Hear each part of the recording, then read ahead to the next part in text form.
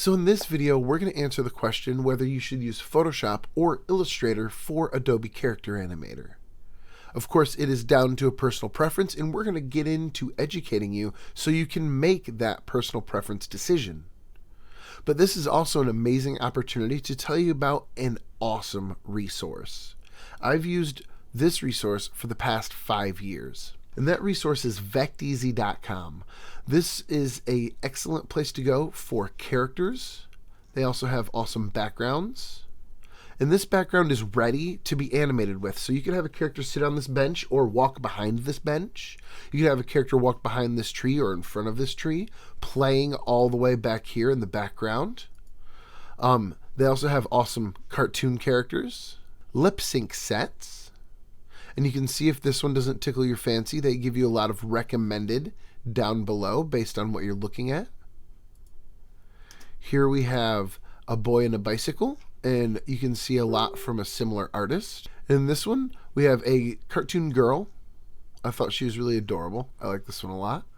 Now, we were lucky enough to get Vecteasy signed as an affiliate sponsor for the series. So be sure to use the pinned comment or link in the description down below to sign up for your free trial and check out this awesome resource.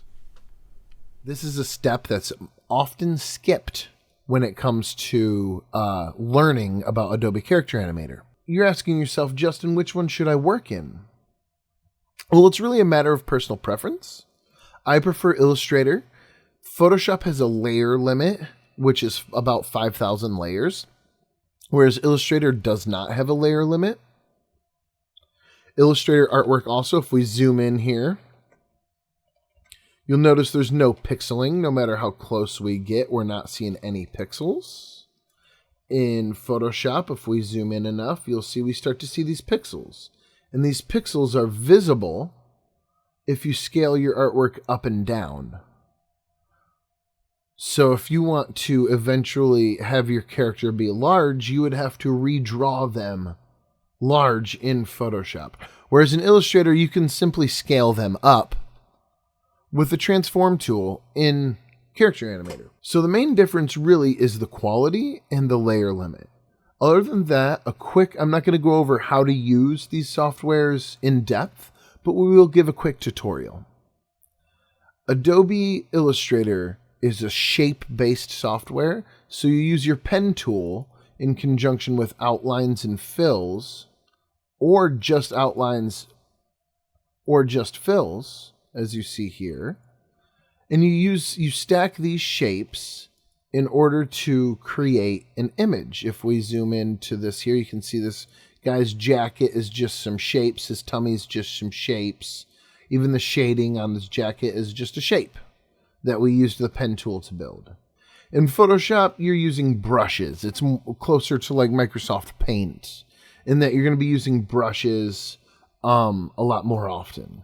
This was built in Illustrator and then imported into Photoshop because the client needed this to be Photoshop based.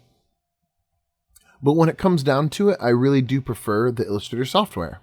There are a lot of different movement methods when it comes to Adobe Character Animator characters.